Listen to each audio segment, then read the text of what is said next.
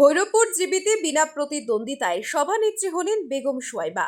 কালাইন উন্নয়ন ব্লকের অন্তর্গত ভৈরবপুর গ্রাম পঞ্চায়েতে সভানেত্রী হিসেবে বিনা প্রতিদ্বন্দ্বিতায় নির্বাচিত হলেন বেগম সোয়াইবা এবং সহসভানেত্রী রেহানা ইয়াসমিন চৌধুরী।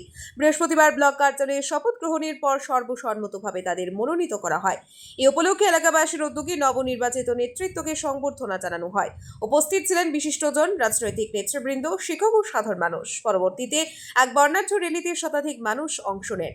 সভানেত্রী বেগম সোয়াইবা বলেন, জাতি, ধর্ম, বর্ণ নির্বিশেষে সবাইকে নিয়ে উন্নয়নের জন্য কাজ করব। বিশেষত গরিব দুঃখীদের পাশে থাকাই হবে আমার অগ্রাধিকার। নবনির্বাচিত নেতৃত্বের মাধ্যমে ভৈরবপুরের উন্নয়নে নতুন দিগন্তের সূচনা হবে বলে আশা করছেন সংশ্লিষ্টরা। রিপোর্ট আজকের Barak. BVCL presents Ajker Borak, a digital unit of Adrija Enterprise. Valley Cement. Valley strong, very strong. আপনারা আমাদের আজকের বরাক ইউটিউব সাবস্ক্রাইব এবং ফেসবুকে ফলো করতে ভুলবেন না কিন্তু।